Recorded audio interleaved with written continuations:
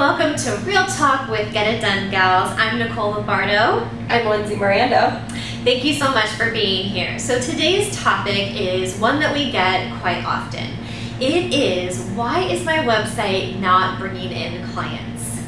Now, let's just say that a website is one of those things, it's like a business card used to be, where you have to have it.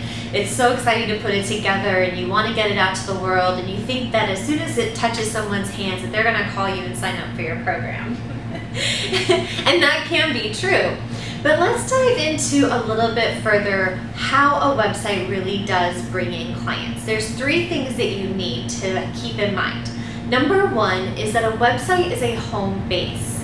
Now, back in the day, we used to have brick and mortar businesses. Think before online business, and think about the overhead and how you showed up in a business when you had a brick and mortar business, right? Someone walks in the door, there's a seating area that welcomes them, aka a home page.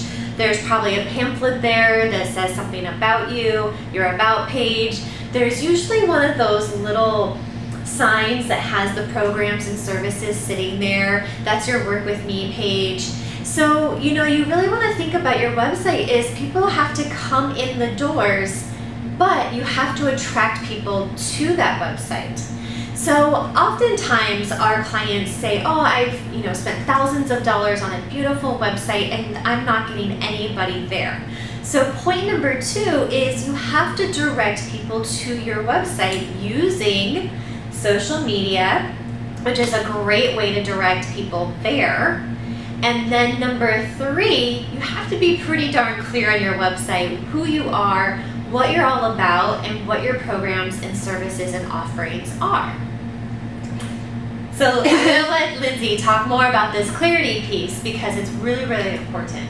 Yeah, it's so huge because, the first step is, building your home, right?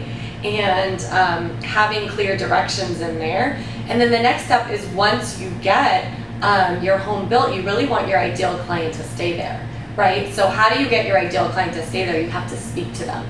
We find a lot of times that it's really, we're hearing all these different industry terms and language and all that. So a lot of people tend to just copy those terms instead of actually sitting down and thinking about who is my ideal client, what are their pain points, what keeps them up at night, and what do they want to hear about.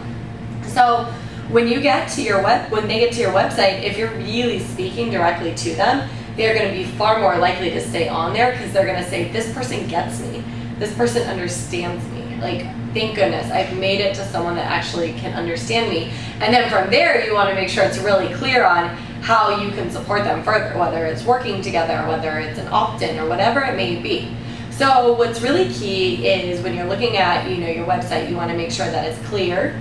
Everything is very simple and there's a lot of clarity around it. Second, that you're sending people there. And third, that when they get there, they want to stay there because they are actually like, this person gets me and they understand me. So speaking to that ideal client is so important.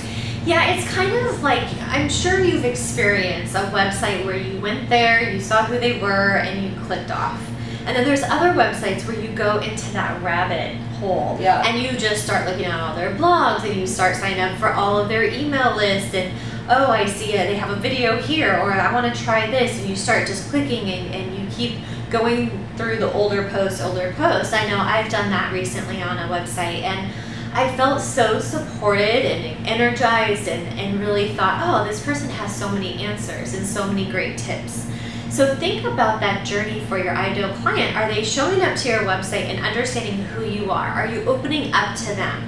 Do you have content for them? Do you have a blog post, maybe a little video to really connect with them? And then you have to get out into the world and you have to start directing people over to your website. Hopefully it's your ideal clients that you're directing over there using social media.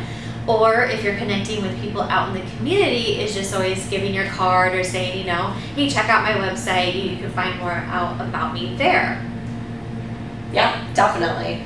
I think those are the 3 most important tips. So think about it. Which one of these areas are maybe you not really doing? Is it that you're not directing people to your site? Is it that your site needs more clarity? You need to focus You need to make sure you have clear pages on your site, or is it that you're not speaking to your ideal client? So really think about these 3 things and figure out what is one thing that you can shift and change to start bringing your ideal client in from your website. So maybe it's just simply that you haven't told people about it. And if that's the case, then just start telling people about it on social media, sharing it, making sure to share different parts of it, any blog posts you have on there, whatever it may be. But pick one of these things that you feel like is, holding you back on your website, and then take action on it. And we can't wait to see it. Yeah. The other thing is just, something we didn't discuss in this already is whether to spend thousands of dollars and have a designer create your website, and if that will bring in clients versus creating your own website. So what we really encourage is getting clear first. Getting clear on who you serve, getting your ideal client nailed down, your programs, your packages, and start your own website if you want to, if you don't have the budget to spend that money and invest in a graphic designer. You can always start off on Squarespace and then have someone come in and clean it up. Yeah. That's how you do it in a budget-friendly way. Now, the other thing is, if you're ready for the full-blown website, just make sure that your content is powerful, clear content. And that way, when it does go live and you send people there, you actually see the turnover into clients versus just that wasted money that you've invested into a website. I love it. All Great right. tips. Thanks for being here. You can follow us over in the Get It Done Gals private Facebook group. It is a free community for women just like you who are supporting one another and growing their businesses. And it's Get It Done Gals. We'll see you over there. Let us know how you're doing and which topic you picked to work on and take action on.